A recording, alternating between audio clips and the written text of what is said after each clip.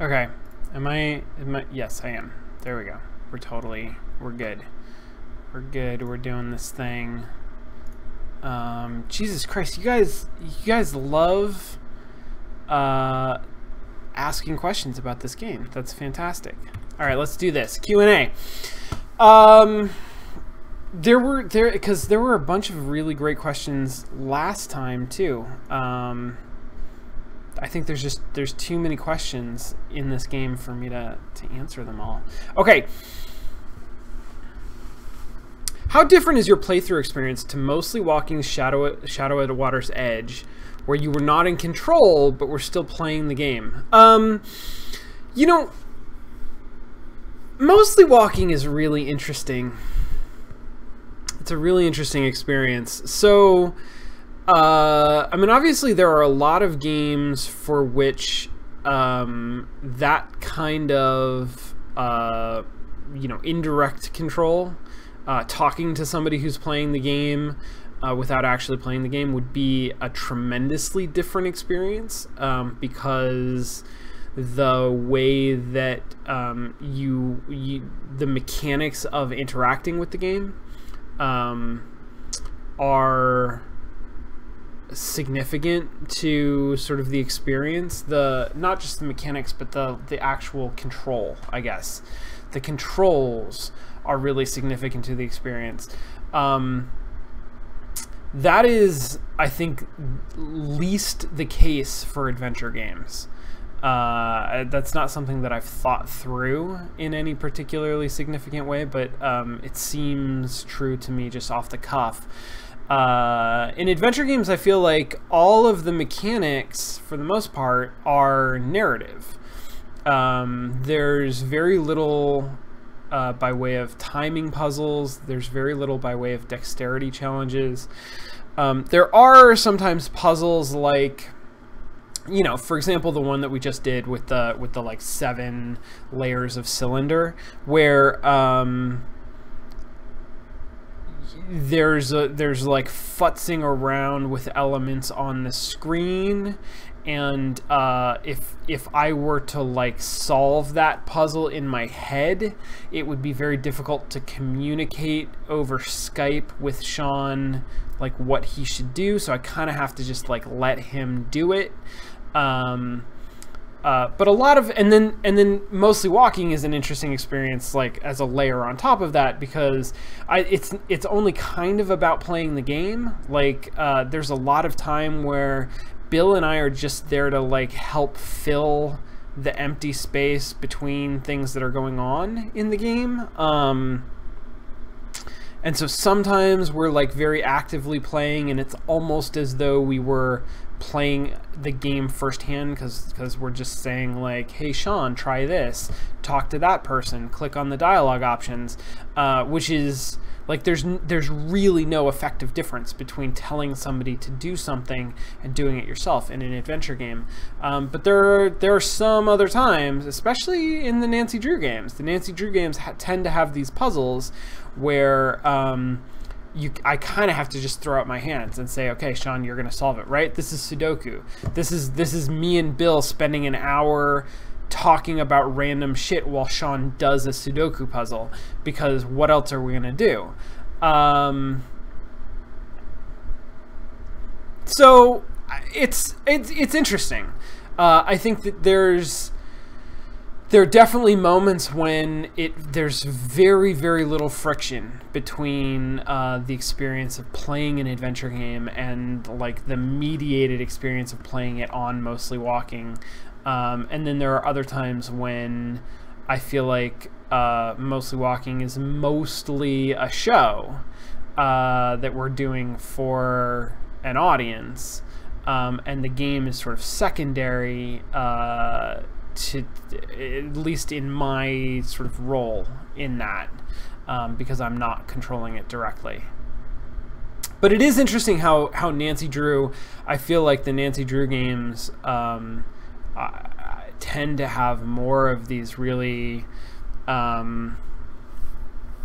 don't want to call them kinetic, because they're not physics based, but they're very they're very like hands-on. These puzzles that are manipulating, right? The puzzles that are very much about manipulation. And most of the other games that we play don't have those. All of the puzzles are narrative, and the narrative ones are the ones that I think lose the least in that kind of translation.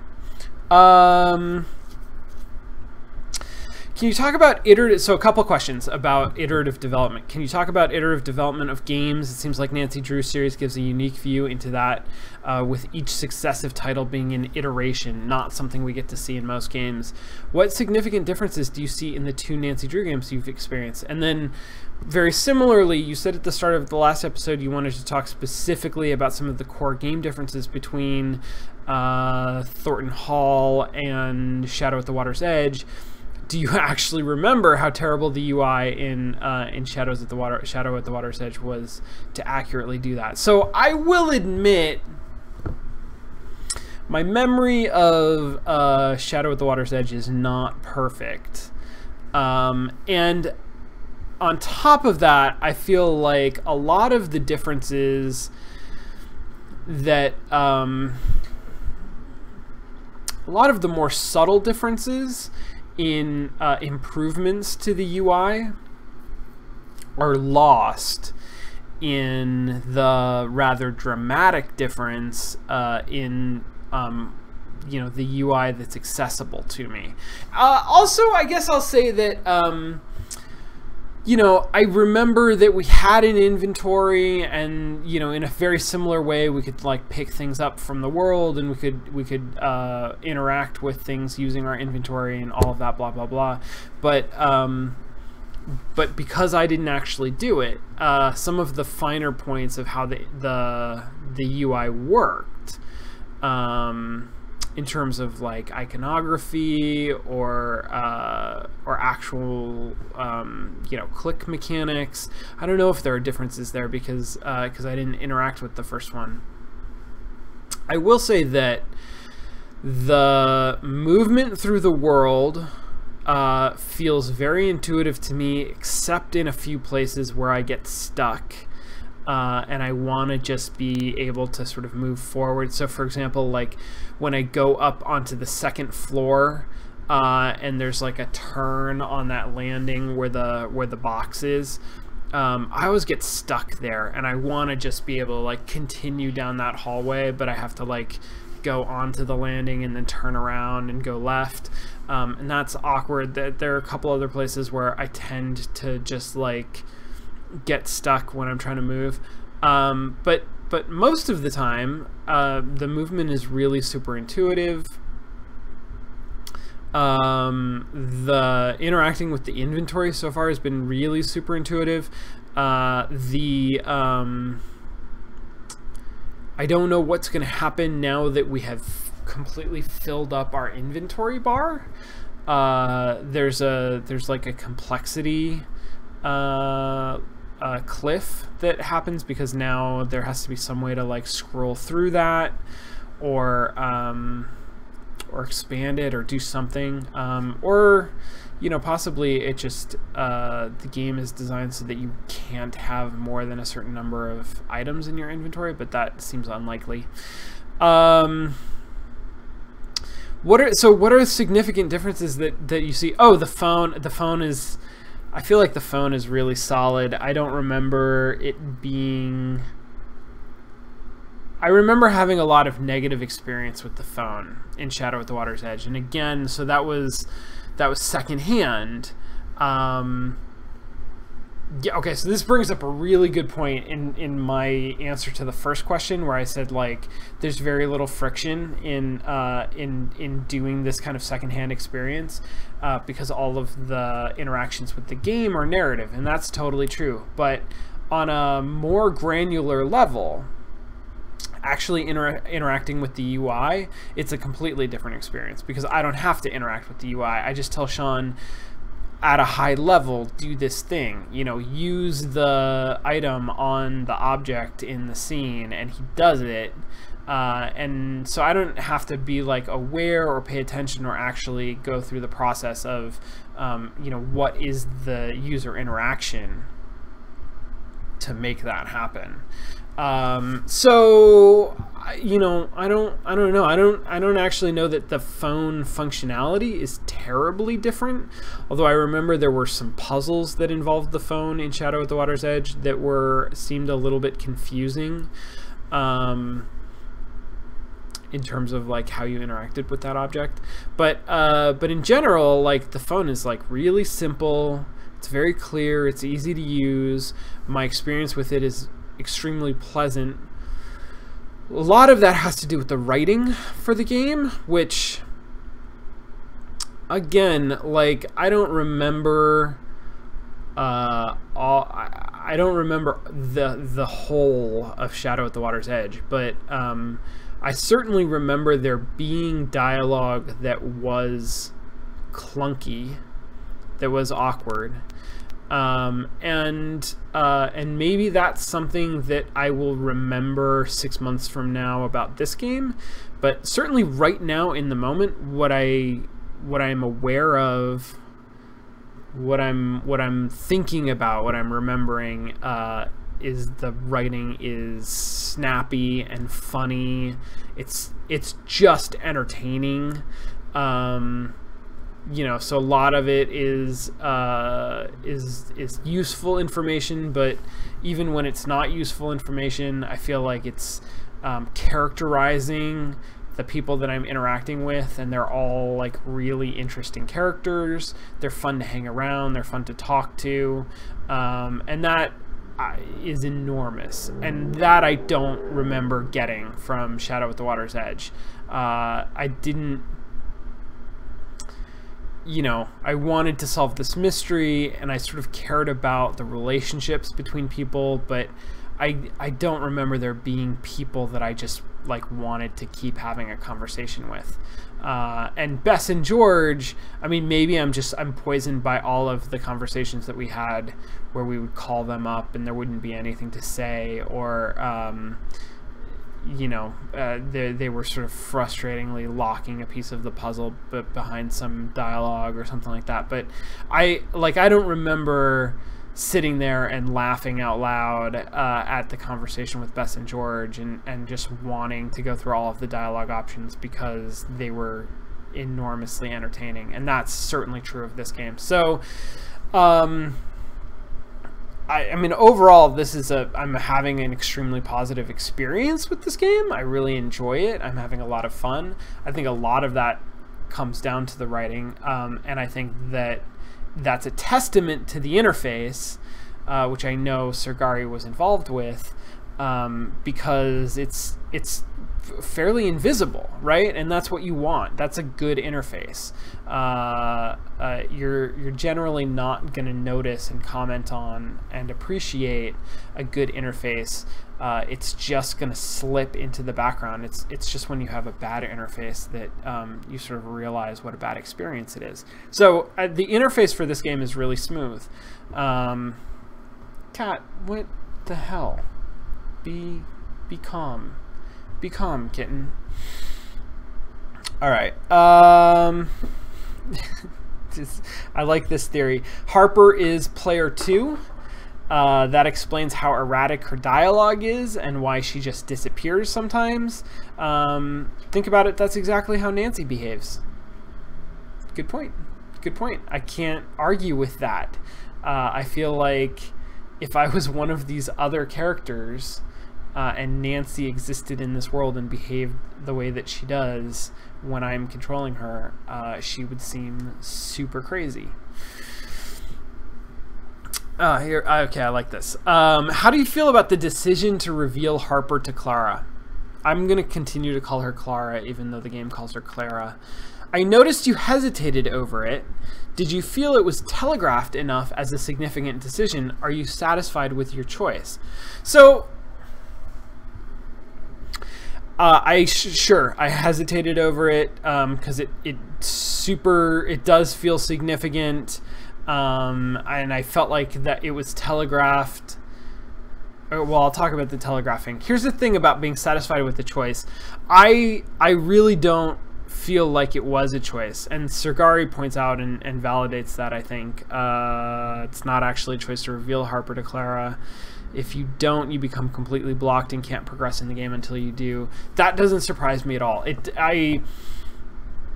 It doesn't feel like a choice based on the way that the mechanics of the game work. Everything that this game teaches me about how to play it suggests that at least in dialogue, there are no, like, there's nothing that I can say that's wrong. And there was an interesting moment when I, like, insulted Harper, and she stopped talking to me. But you'll notice that, like, that was an interesting moment, but there were no consequences to that action. I could immediately talk to her again, and she still had all of the dialogue options that she had before, and she still gave me all of the information that she needed to. So talking to Clara about Harper is something that I didn't want to do, and I felt torn on an emotional level, on a role-playing level, thinking about me as Nancy Drew in this situation, navigating the interpersonal relationships between people in this family.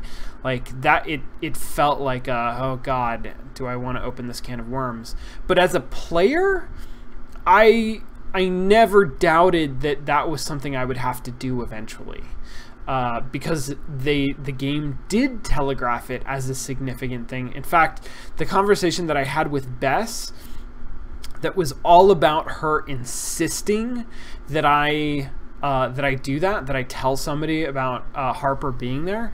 That felt very much to me like a usability correction of somebody like me who gets to that dialogue option with Clara and is like, oh man, do I really want to let her know that Harper's there? Might need a push, and Bess is there to provide that push to say, like, yes, you absolutely should do this, because if from a game design standpoint, if you don't do it, then the game, you're going to be stuck. You're not going to be able to progress the game. So here is some, like, narrative moral justification for doing this thing that you might be hesitant to do, in order to ensure that you do it. Because again, you know, from a gameplay standpoint, if I look at this as a system, and I'm learning how to manipulate and traverse the system, that's not a choice. Like, Nancy has to ask that question or has to reveal that information, because the system just doesn't deal with choices on that level. That's not part of the systemic worldview of this game. Individual puzzles are figured out at the player's own pace, but often in mystery novels or something, the reader figures out the mystery before the book ends. Do you think the makers of a mystery game have to withhold more evidence or clues, or introduce more twists in order to prevent this? What techniques do you think they're using to make sure Sean doesn't figure out things before Nancy is allowed to figure them out?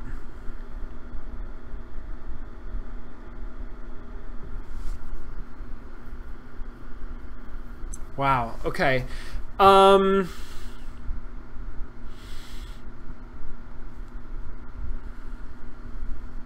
This is a great question. I gotta think about what techniques the game is actually using. So, alright, I'm gonna comment on this more generally, I guess. Because I think you're right.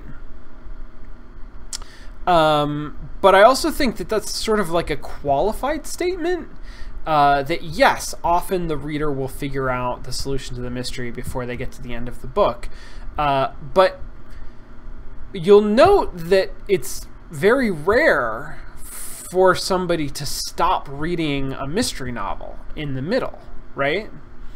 Like that is not common behavior, even if it is common behavior to at least, I mean, let's I'm not going to be generous here, and I don't mean to take anything away from anybody, but the behavior that we actually see is a lot of people get to the end of mystery novels and then claim that they figured it out well ahead of time. And that absolutely does happen, and certainly I have had that experience. I'm not trying to diminish the experience that people have of this, but I do want to sort of say that psychologically, I think there are some things going on, and one of them is not actually a confirmation. Well, maybe it's a confirmation bias, but certainly something related to confirmation bias, where I will read a book and I will have theories about what's going on or what's going to happen.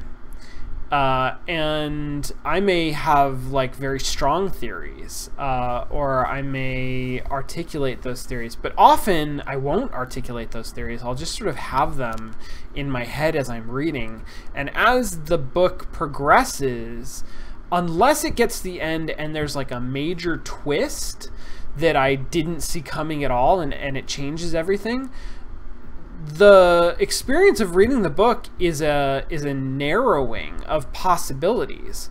And getting to the end, you will often find yourself with, like, you know, one theory that remains, or something that you sort of vaguely thought early on, like, oh man, this guy seems really suspicious, and then it turns out that he did it, and then you feel like that in retrospect becomes the experience of figuring out the solution before you read the end of the book, when in reality the experience that you're having reading the book is continuous. There's not a point where you say, I figured it out, there's really no point in me finishing this book because I already know what's going to happen.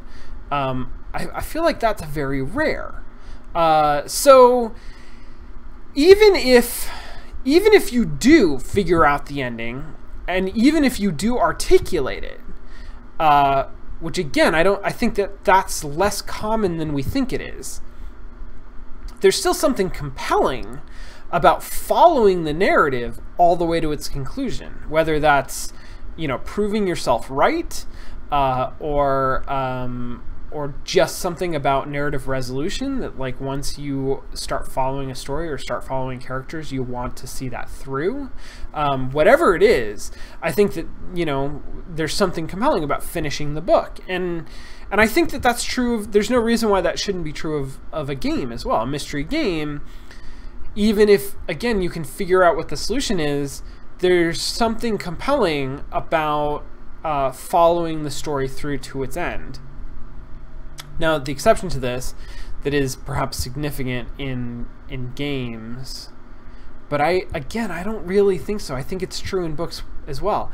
If you were to read a book where you figure out early on what you think the solution to the mystery is, and then the character in the book refuses to investigate very simple things that would lead them to the conclusion that you've already come to, and there's not a justification within the framework of the book, within the character, as to why they wouldn't pursue that course of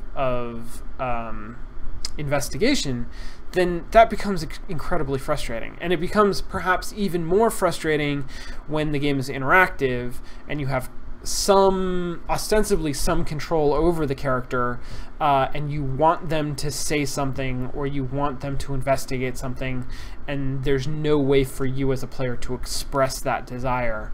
But again, I don't think that's actually terribly different from a mystery novel, and I think that's part of the tension in writing well a mystery novel. That's something that you as a writer have to do. You have to create a story that's compelling enough that either that there isn't an obvious thing for the protagonist to do that they're not doing, that narratively they can't be allowed to do, but that the audience would expect or demand that they do, and that's just a situation. I think that's just writing mysteries. So I think that, you know, in the same way, when you're writing a mystery game, you have to sort of walk that line, and that's a writing problem more than anything else. It's not really a game design problem. That said, there are a couple of games that I have not yet played that I got for Christmas this year, that I put on my wish list for Christmas, that I am super excited about playing, that don't treat a mystery game as sort of an interactive framework for telling a mystery story, that actually use the interactivity of games in really unique, fascinating ways. And for whatever reason, they both happen to be Sherlock Holmes games. One of them is a video game, Sherlock Holmes Truth and Consequences. And the elevator pitch for this game, as I understand it, again, I haven't played this yet, is that you play Sherlock Holmes, you are investigating mysteries, crimes. At some point, and I believe this is player determined, you have gotten enough information, you've solved, and you've gathered enough clues, you sort of put it all together to solve the mystery. And at that point, you make an accusation. You say, you know, this is the person who I think is guilty of this crime. And then the game, rather than validating your choice, which is typically how we think of this is how games would naturally interact with the like mystery novel form. Rather than doing that, rather than saying yes, you're right, or no, you got it wrong, the game says, okay, you're Sherlock Holmes and you just accused this person. Obviously now we all think that they did it, and they will be, you know, punished for the crime appropriately.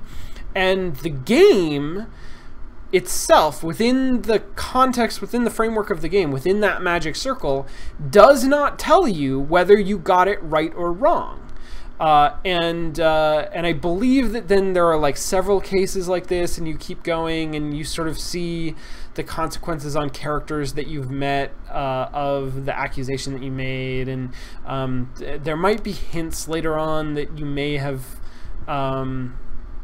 made the right choice or the wrong choice, but a lot of those are less about who was actually guilty, like who actually committed the crime, and more about like the consequence of somebody being punished, going to jail or whatever.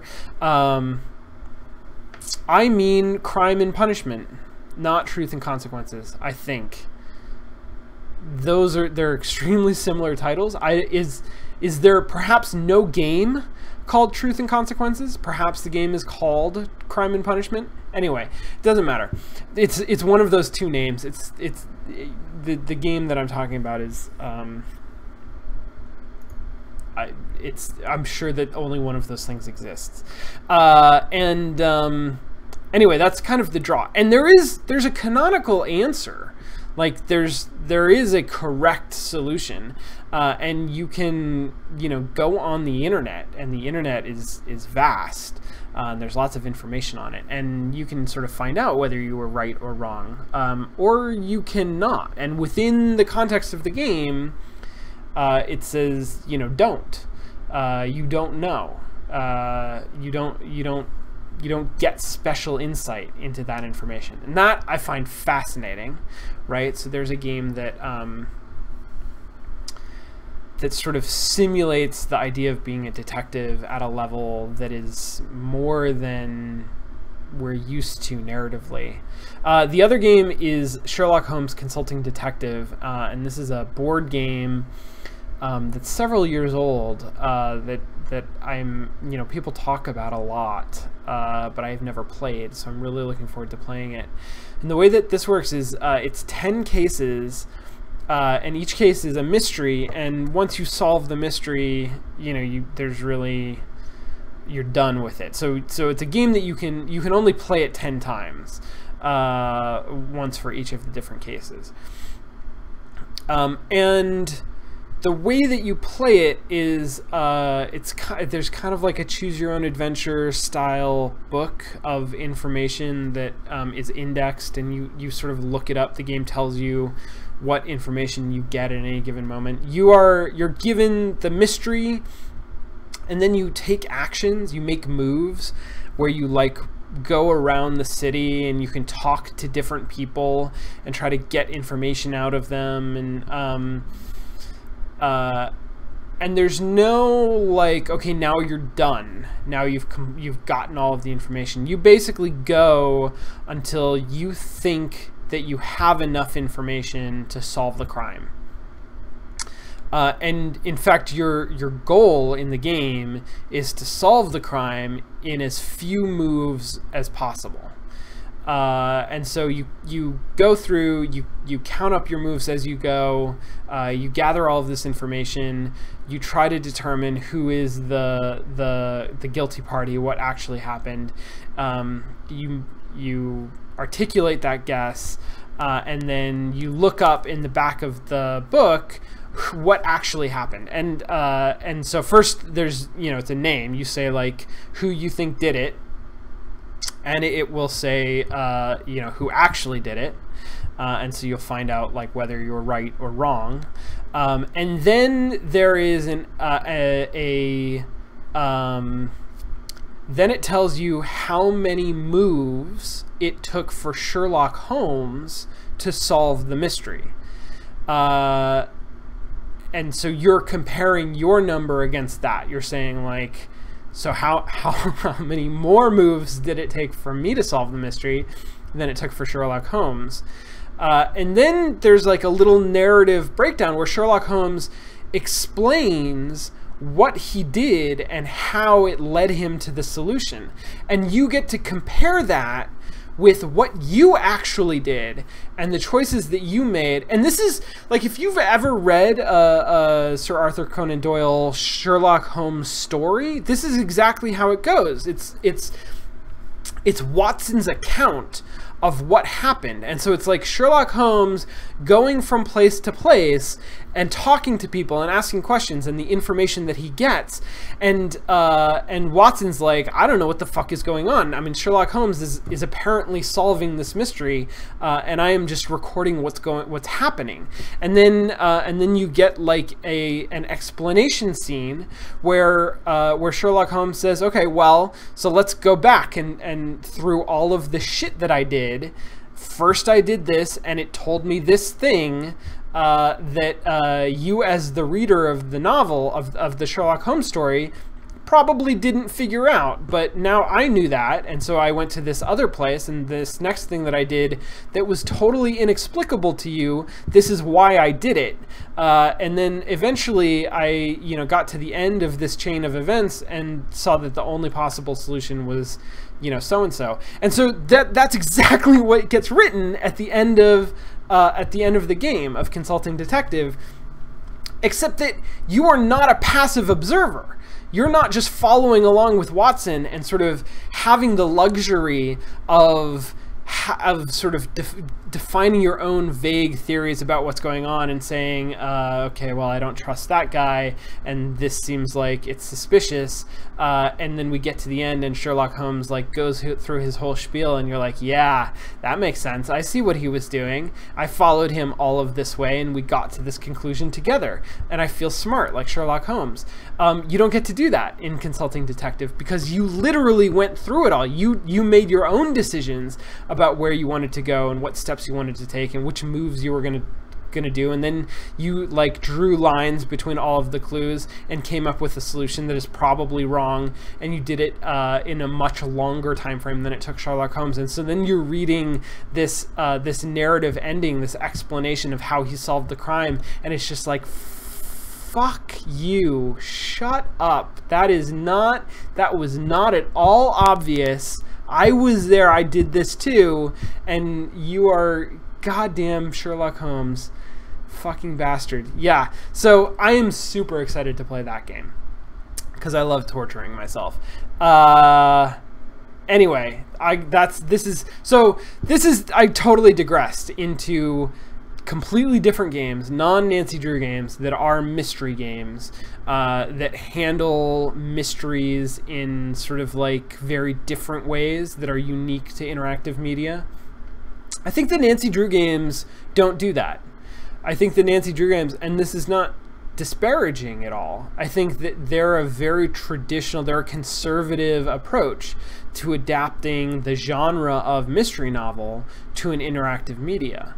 An interactive medium, and I think that's fine. But I think that then a lot of the ways that they approach the sort of problem of mystery, the ways that they handle the problems or concerns or issues that arise from the interaction between an audience and a mystery being presented in a relatively linear format. They're modeling their solutions to those problems off of the traditional models of novels, of mystery movies, of passive media, of passive linear media, that you know, it's which is great, which is like a good mystery story is a good mystery story. There's nothing wrong with that. But I actually don't feel like there are specific problems in the Nancy Drew games related to the player figuring out the mystery early, or not being able to control Nancy Drew in a way that, you know, they want to. A disconnect between player agency and the narrative of the story. None of those things feel like they're really significant to me, just based on the way that the Nancy Drew games approach the idea of an interactive mystery. That's my opinion. Okay, and then do you have any theories on the mystery yet? Any favored suspects? Okay, so Clara's not innocent, but she didn't like kidnap Jessalyn. But she's hiding shit. Colton may be responsible, but I kind of doubt it.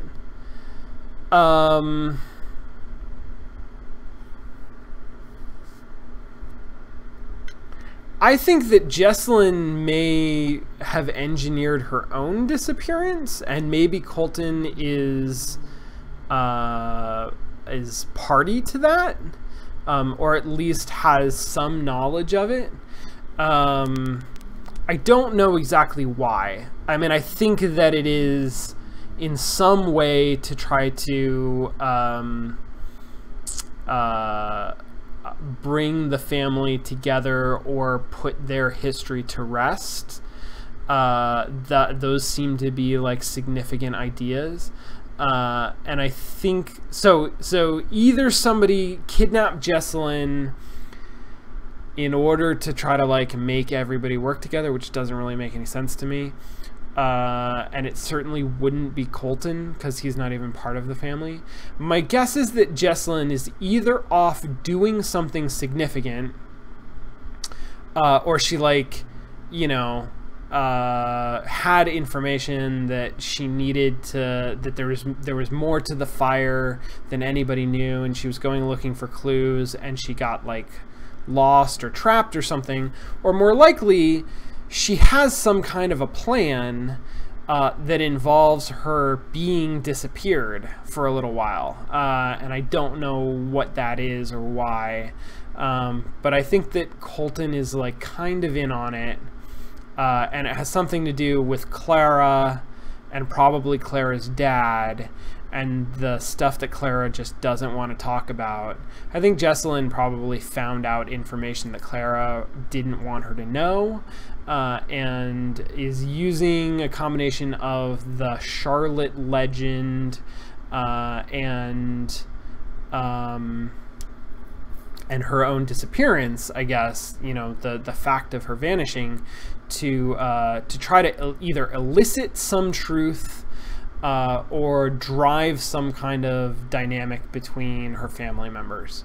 And it's not clear to me exactly what her goal is or whether it's being accomplished. But I think that we will find Jessalyn, and Jessalyn will have some shit to tell us about what the hell is going on.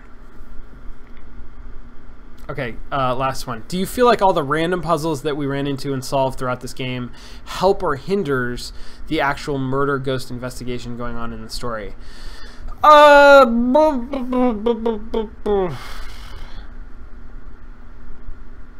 Okay, my answer to this, I think, is different for this game than Shadow at the Water's Edge, and I'd be really interested for other people whose experience of these two games is more similar, or people who played both of them themselves.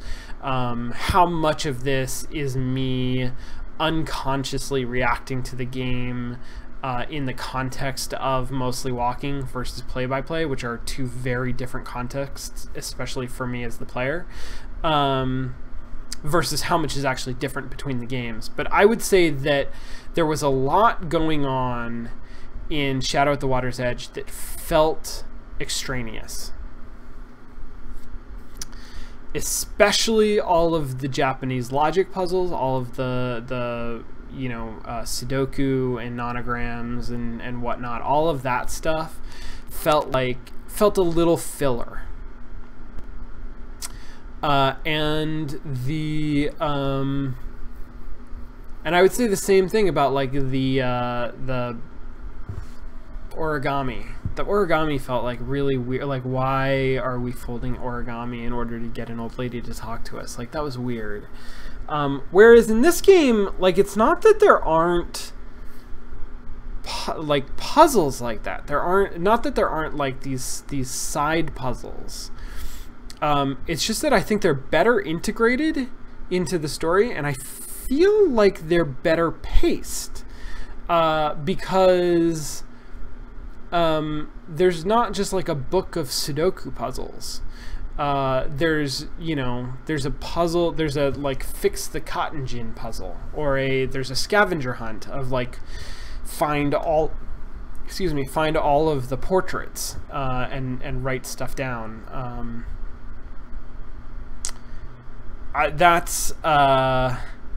And then that feels, so I feel like they're better integrated, they're better paced, they make more sort of like narrative sense in how they flow in the game, and I feel like maybe because they're better paced rather than anything else, but they're thematically resonant, whereas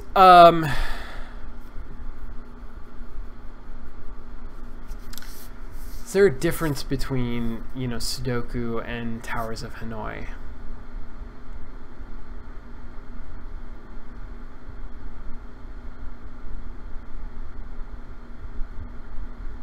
Maybe not. Maybe they're very similar. But I feel like one is more mathy and one is more procedural. Towers of Hanoi, I'm not going to explain Towers of Hanoi. You can look it up. Towers of Hanoi is a classic puzzle that's basically a logic puzzle, and it is the basis for a puzzle in like every other BioWare game.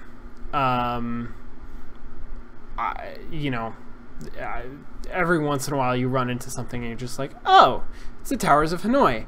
And then if you know how to solve the Towers of Hanoi, you can just solve the puzzle. But otherwise you have to like rack your brain to try to solve it.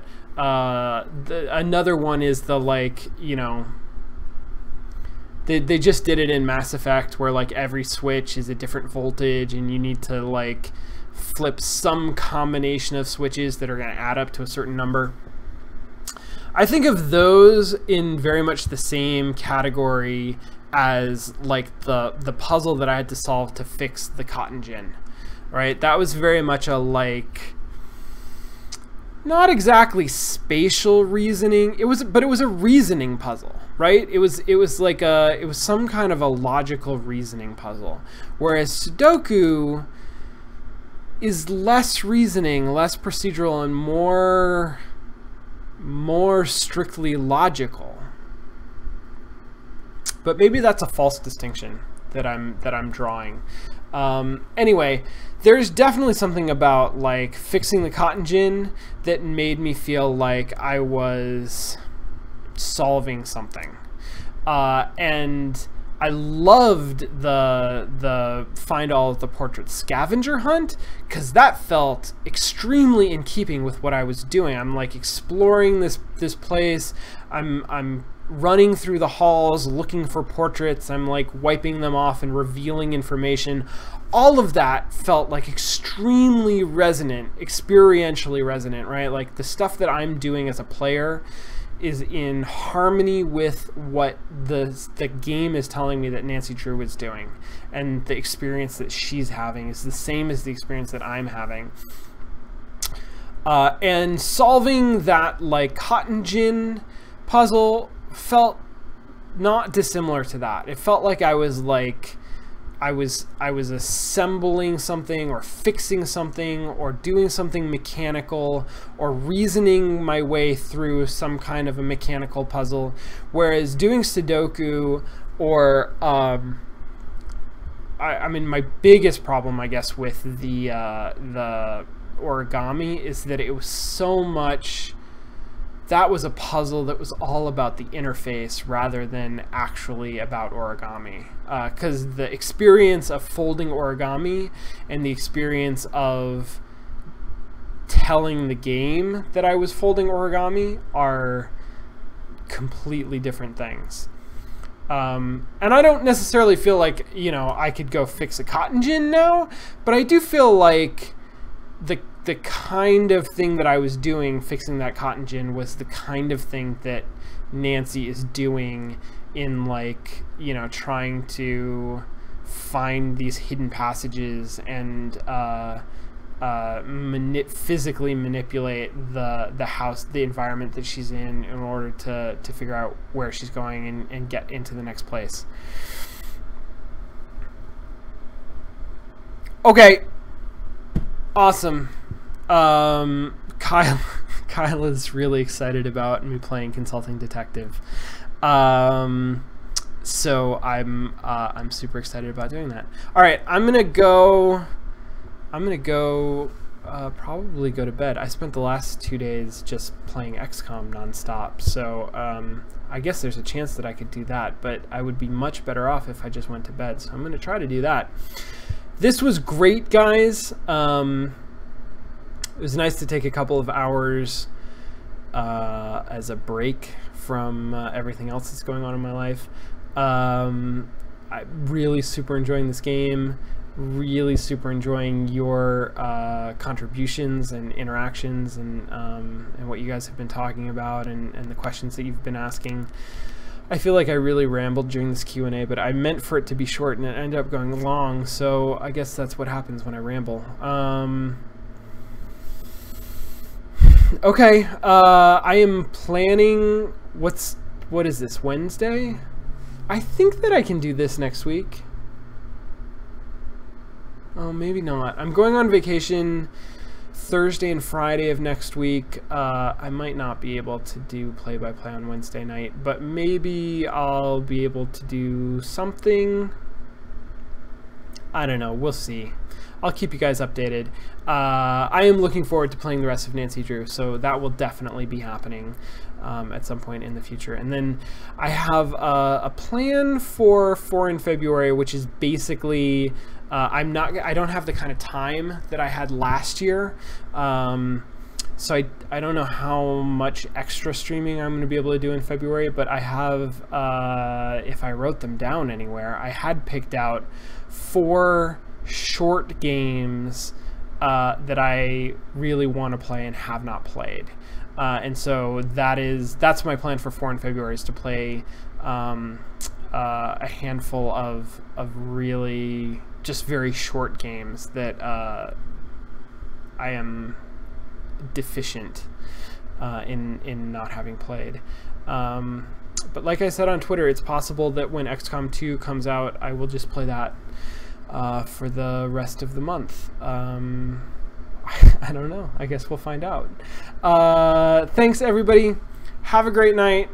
Great to talk with you. Great to spend time with you. I will see you on Monday, if not before that. Okay. Bye.